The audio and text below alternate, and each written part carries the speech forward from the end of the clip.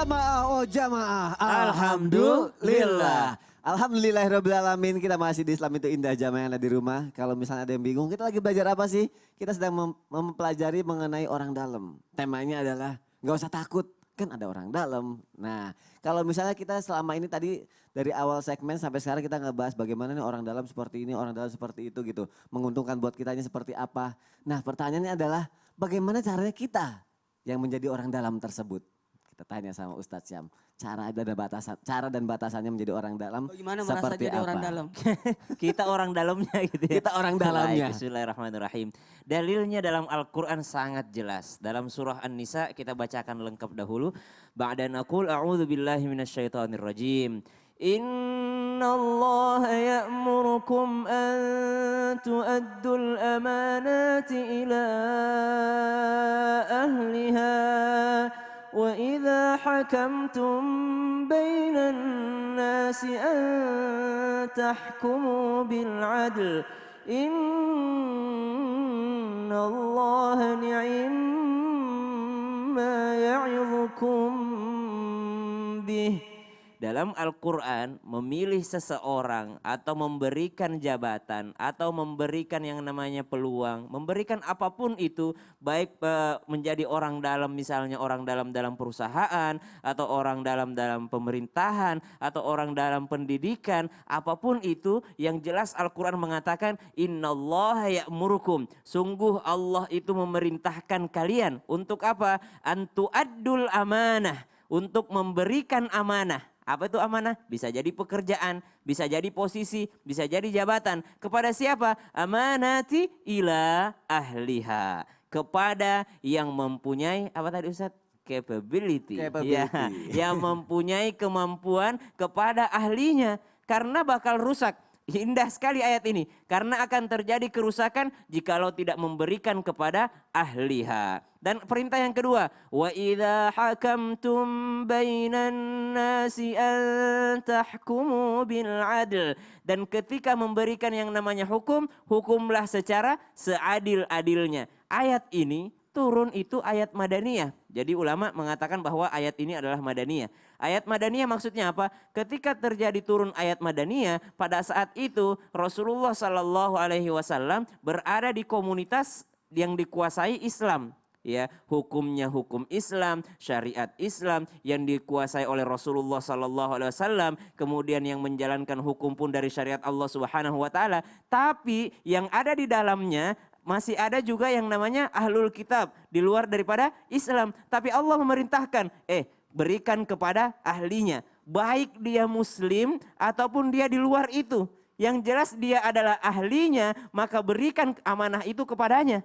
Ya, yang jelas dia adalah profesional dalam hal tersebut, maka berikan kepada mereka. Bukan nepotisme, bukan karena engkau kerabat, bukan karena engkau ini, bukan karena engkau adalah yang namanya ada hubungan darah, tapi dia bukan ahlinya, maka engkau berikan kepada ahlinya. Nah, itu kita ambil. Wa idza hakamtum bainan nasi an tahkumu bil adl. Ayat ini juga ayat Madaniyah, turun di Madinah. Pada saat itu bisa yang namanya Rasulullah berinteraksi dengan ahlul kitab, ada daripada Nasara, ada daripada Yahudi. Rasulullah memberikan hukum seadil-adilnya kepada mereka. Allah tidak pernah memuji ayatnya sendiri. Tapi di ayat ini Allah mengatakan begini. Innallaha ni'imma ya'idukum bih. Ini adalah yang namanya perintah Allah yang sangat baik, sangat agung. Allah tuh kalau kasih perintah, sholatlah atau zakatlah atau percayalah hari kiamat. Tidak pernah Allah mengatakan ikuti ini karena ini sebaik-baiknya. Enggak. Tapi di ayat ini Allah katakan ikuti perintah ini. Jangan berlaku nepotisme. Berlakulah seadil-adilnya. Dan berikan kepada yang profesional. Kepada ahlinya yang mempunyai kemampuan. Maka ini adalah perintah Allah yang sangat baik untuk kalian jalankan. Setelah itu Allah katakan innallaha kana sami'an basira. Karena sungguh Allah maha mendengar lagi maha melihat. Nah, Masya Allah, berarti jangan ngerasa jadi orang dalam nih. Kalau belum bisa ngerasa adil sama orang gitu ya. Betul. Belum bisa ngeliat kemampuan orang lain yang mana yang baiknya gitu ya. Iya, jadi orang dalam harus tahu kemampuan orang lain. Orang dalam harus berlaku seadil-adilnya. Masya Allah, jazakallah khair Ustadz Syam. Sama-sama. Kita lanjutkan lagi jamaah yang ada di rumah. Aku punya tayangan lagi nih. Ini parodi lucu nih, teman yang baik. Lucu ya. Oh belum diputar. Oh belum ya? Belum. Oh, iya. Baik, Kok bisa kita lihat ketawa? tayangannya ya jamaah. Silakan. Mas, pakai mas. Mas. Terangkanlah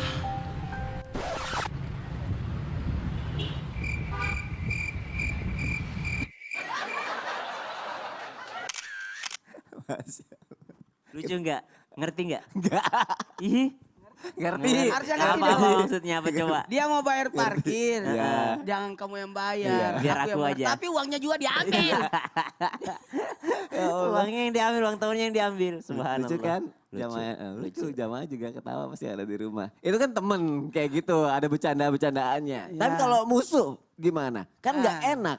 Tapi bisa nggak sih musuh malah bisa menjadi orang dalam yang menguntungkan buat kita? Sangat bisa. Oke, kalau gitu aku Sangat mohon bisa. penjelasannya Ustadz Maulana. Iya. Baik, makasih banyak. Masya Allah, tabarakallah. Kita langsung tahu siapa praktek Praktek. aja Ada ya. yang bisa aku bantu? Soalnya cuma 4 menit nih. Oh, oke, Ah, oke. ini aku butuh Ya. properti. Nah, kita main-main Oh, yuk. kita dibawa lagi, Ah, kita piknik-piknik. bawa Kita aja, piknik. supaya lebih akrab. Seru Ini nih. buat Jimmy Jeepnya ya. Oke. Fahri ya. Jimmy Jeep Ayo, ya, ayo. boleh sini ya. Namanya Jimmy Jeepnya Fahri. Nama Jimmy Jeepnya Fahri, baik. Dulu Fikri kan. Oh, dulu Jadi gini, mohon izin kepada kita semuanya, jangan pernah memperlakukan musuh sejahat-jahatnya. Jangan, karena bisa jadi musuhmu itu akan menjadi kawanmu. Nah, sebagaimana Sayyidina Umar bin Khattab yang dulu pernah akan membunuh Nabi, justru sekarang jadi pembelanya Nabi. Nah, makanya kalau ada orang yang berbuat jahat sama kita, justru kita mengambil posisi menguntungkan.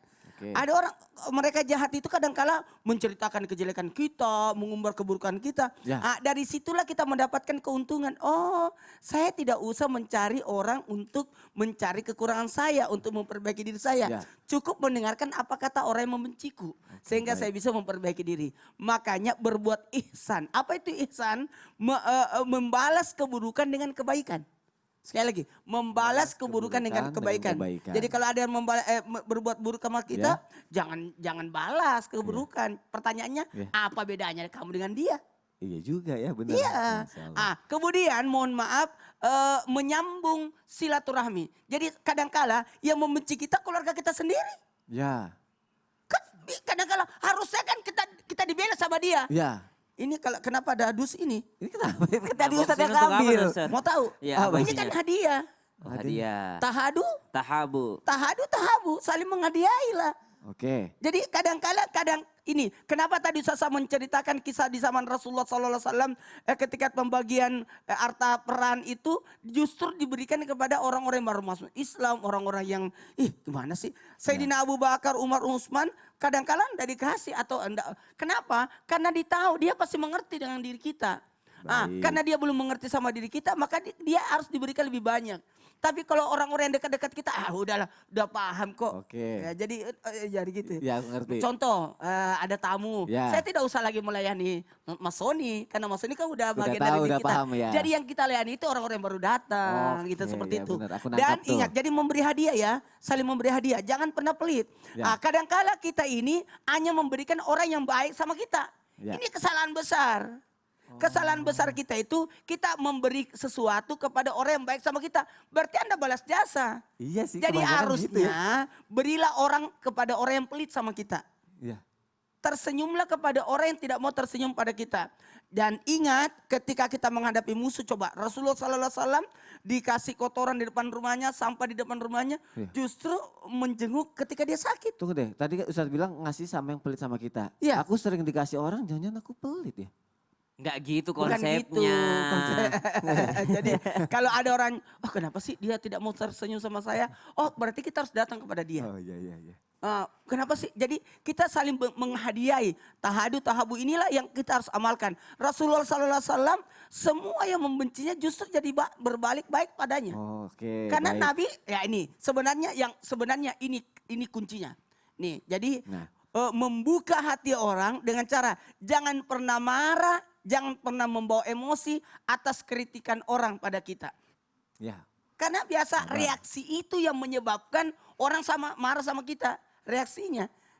Justru sebenarnya kalau saya sih alhamdulillah memanfaatkan kritikan orang untuk memperbaiki diri. Memanfaatkan orang yang membenci kita untuk mengintrospeksi diri kita. Kadang susah sepositif Iya. itu Ustadz. Tapi yang paling hebat ini. Apa? Ini buat yang jamaah di rumah. Nah. Kasihanilah mereka. Kasihani mereka. Kasihanilah mereka. Karena mereka menghabiskan waktu untuk memusuhi kita. Kasihan kan? Kasihan ya. Jadi harusnya mereka itu dikasihani, mereka itu disayang, mereka itu butuh perhatian. Tidak ada anak nakal, tidak ada anak bodoh. Yang ada karena kurang perhatian. Masya Allah, karena bener sih kasihan ya mereka ngabisin waktu cuma buat jelekin kita, mereka gak ada yang lain kerjaan yang Iya, bisa dilakuin ya. Udah pernah ngerasain kan? Udah, iya ya baik. Untungnya aku punya guru-guru di sini yang mengajarkan itu. Tapi Ustaz ini makasih loh, kadonya kok gak dibuka iya, isinya ya? nggak Buka usah dong, dibuka. buka kadonya. Udah biasa lah. Ya udah, oh ya baik, Masya Allah makasih kadonya. Apa coba isinya? Nggak ada. Ini gambaran aja ya jamaah yang ada di Iya. rumah ya. Jadi Aku siapkan kembaliin kado lagi terus dulu. ya. Kalau perlu ada uang-uang receh atau uang-uang di rumah di kantor kita tidak boleh kosong. Ya, Jadi ada Masya apa-apa tiba-tiba kita bisa Allah. bantu orang. Baik, Masya Allah. Berarti berbagi kesama itu penting ya. Penting banget. Penting sekali, Penting Masya banget. Allah. Berbagi kepada yang pelit berarti. Berbagi Iya, berbagi pada yang pelit. Berat Banyak ya? yang ngasih aku soalnya berarti dia tahu Iya, aku tersenyum pelit. kepada orang yang tidak mau tersenyum sama kita. Iya baik, terima kasih Ustaz Maulana untuk penjelasannya. Semoga menjadi kebaikan untuk kita semua jamaah yang ada di rumah. Kita lanjutkan lagi, ada pertanyaan yang bagus sekali nih. Benarkah terdapat kisah di zaman dahulu mengenai sahabat yang menjadikan Rasulullah sebagai orang dalam? Kita tanya sama Ustadz Syam. Mohon penjelasan Ustadz Syam, ada nggak tuh seperti itu? Ada kisah menjadikan Rasulullah orang dalam. Ya. Ada juga Rasulullah yang nanya, kok bisa jadi orang dalam? Nah, ada yang seperti itu. Baik, Bismillahirrahmanirrahim. Tapi Silakan, guruku Ustadz Maulana, yang kami maksud Rasulullah pernah nanya tuh kepada siapa? Bilal bin Rabah radhiyallahu an. Bilal bin Rabah, Rasulullah SAW ketika Mi'raj diperlihatkan isi surga, Rasulullah SAW mendengarkan suara suara terompah, suara sendal itu yang mirip dengan suaranya Bilal bin Rabah, sendalnya gitu. Maka ketika Rasulullah pulang bertemu dengan Bilal bin Rabah, saya mendengar sudah ada suara kakimu di dalam surga. Apa amalanmu wahai Bilal? Kok bisa jadi orang dalam gitu? Belum ada orang yang masuk surga, kok sudah ada suara terompahnya di dalam surga. Saya mendengar suara terompah Bilal. Maka dikatakan saya setiap selesai berwudu, saya sholat sunnah dua rakaat. Artinya maka menjadi sampai sekarang disebut dengan sholat sunnah wudu. Itu amalannya Bilal. Karena apa Bilal? Karena selalu yang namanya mendahulukan untuk pergi ke masjid. Selalu setiap batal wudunya dia wudu. Kemudian setelah berwudu pasti dia sholat sunnah 2 rakaat. Yang namanya sholat mendekatkan diri kepada Allah Subhanahu wa Ta'ala. Maka Rasulullah yang nanya, kok bisa jadi orang dalam? Ada juga menjadikan Rasulullah SAW sebagai orang dalam. Pernah terjadi tawanan perang. Ketika menjadi tawanan perang, semua tawanan perang ini diperiksa, tiba-tiba ada seorang wanita yang mengaku-mengaku. Kata dia, saya ini kenal sama Rasulullah. Oh, dia Saya ini ngaku-ngaku kenal kenal. sama Muhammad. Saya ini kenal dengan pimpinan kalian. Bebaskan saya, kata dia. Bebaskan saya. Saya ingin bertemu dengan dia. Ya. Maka kata sahabat, emang siapa kamu? Saya ini saudara Muhammad. Ya. Perempuan kan. Saya ini saudaranya. Dia ini kenal sama saya. Coba. Kata Rasulullah SAW, kata sahabat, ya Rasulullah ada yang mengaku-mengaku katanya saudaramu. Kata Rasulullah, sekalian semua juga saudaraku gitu. Ya benar, benar juga ya. Kenapa bisa dia mengaku-mengaku? Pokoknya katanya sangat dekat denganmu. Ya udah kalau begitu, panggil dia. Pas ditanya, siapa nama aku? Maka kata perempuan ini, ya akhi Quraisy. Wahai saudaraku orang Quraisy. Langsung Rasulullah mengatakan, dia adalah saudara sesusuanku. Dia Syaimah yang pernah menjadi anaknya Halimatus Sa'diyah ketika Rasulullah SAW sesusuan dengan Syaimah. Jadi kenal memang sangat dekat. Padahal dia menjadi tawanan perang, tapi dibebaskan karena ada Rasulullah SAW. Karena ternyata dia yang namanya menjadi tawanan perang saja. Maka pada saat itu ditanya, apakah engkau sudah Islam? Maka hari ini kau Islam, wahai Syaimah, wahai saudara sesusuanku, wahai saudariku, ucapkanlah asyhadu alla ilaha illallah wa asyhadu anna Muhammadar Rasulullah. Ini yang lain kisahnya seperti apa? Semua sahabat merasakan bahwa dia beruntung berada dekat dengan Rasulullah. Kalau Sayyidina Abu Bakar ditanya, siapa kira-kira yang bisa menjadikan Rasulullah orang dalam? Siapa kira-kira sahabat Rasulullah yang paling disayang? Kata Sayyidina Abu Bakar, saya. Pas ditanya Sayyidina Umar, ya Sayyidina Umar, siapa kira-kira sahabat Rasulullah yang paling disayang? Kata Sayyidina Umar, kalau dipikir-pikir kayaknya saya. Terus Sayyidina Ali ditanya siapa kira-kira sahabat Rasulullah yang paling dekat dengan beliau? kalau dipikir-pikir semua sahabat Rasulullah merasa dekat dengan Rasulullah Sallallahu Alaihi Wasallam. Kenapa? Karena Rasulullah Sallallahu Alaihi Wasallam memberikan amanah kepada ahlinya, berlaku dengan seadil-adilnya, tidak pernah membeda-bedakan orang lain kecuali perintah Allah Subhanahu Wa Taala. Bahkan Rasulullah Sallallahu Alaihi Wasallam bermuka masam saja sudah ditegur oleh Allah Subhanahu Wa Taala. Abasa wa tawalla an ja'ahul a'ma. Kenapa bermuka masam gitu? Maka semua merasa bahwa saya ini dekat dengan Rasulullah SAW. Masya Allah. Tapi Ustadz Syam, kisah ini akhirnya bisa jadi gong dari pelajaran kita pagi hari ini loh. Apa itu Karena kesimpulannya? dari pertanyaan-pertanyaan jamaah mengenai orang dalam ini, keluh kesah, polemik-polemik, terus pro kontra, akhirnya oh ya benar orang dalam akhirnya gongnya seperti ini gitu kan. Ternyata selain seadil-adilnya butuh juga kebijaksanaan seperti Rasulullah Shallallahu Alaihi Masya Wasallam ya. Allah, contohnya Masya kembali Allah. kepada baginda Nabi Kembali Sallallahu kepada Alaihi Wasallam. baginda Rasulullah, Masya Allah. Terima kasih guru-guruku untuk penjelasannya pagi hari ini. Tapi kita belum usai jamaah. Kita masih mau ngasih kesempatan nih untuk jamaah yang ada di rumah. Telepon ke kita bertatap muka melalui online. Langsung aja kita masuk ke segmen curhatan online. Dan alhamdulillah kita sudah terhubung dengan jamaah yang ada di rumah. Assalamualaikum warahmatullahi wabarakatuh. Waalaikumsalam. Oh, Masya Allah, langsung disambut suara burung tadi itu ya, berarti ya. Apa, apa kabar? Alhamdulillah baik. Alhamdulillah baik, semoga menjadi lebih baik lagi ya. Kalau misalnya punya keluh kesah, insya Allah akan dicarikan solusi sama guru-guru kita yang ada di sini. Silakan. Iya Ustaz, saya kan udah menikah 4 bulan. Tapi suami saya itu dulu belum diizinin buat menikah, disuruh nunggu setahun. Tapi dia nekat dan akhirnya saya tinggal bersama mertua selama 1 bulan.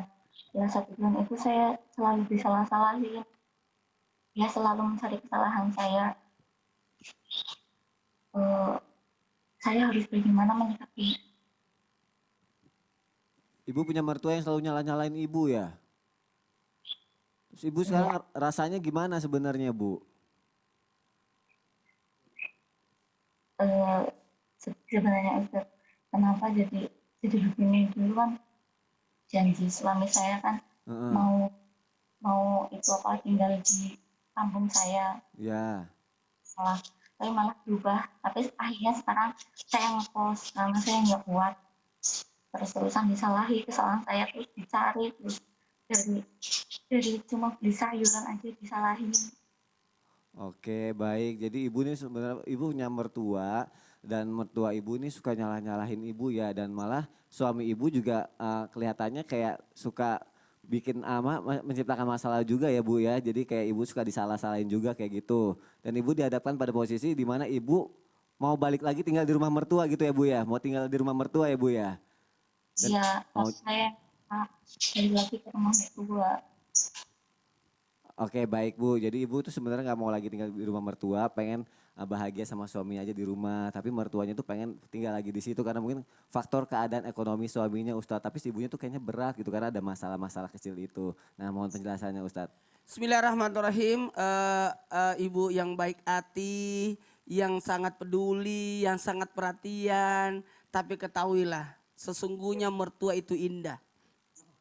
Bukan cuma Islam itu indah ya, mertua itu indah. Mertua itu indah. Betapa banyak orang tidak memiliki mertua.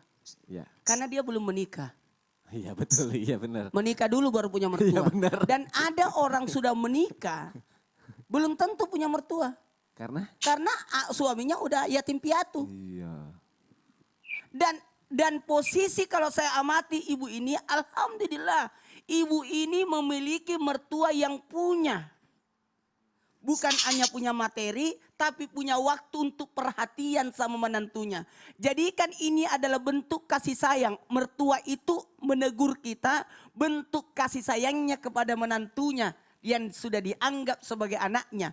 Karena kalau ada mertua cuek, tidak mau perhatian, tidak mau memberikan kesempatan perbaikan buat menantunya, kan jelek juga.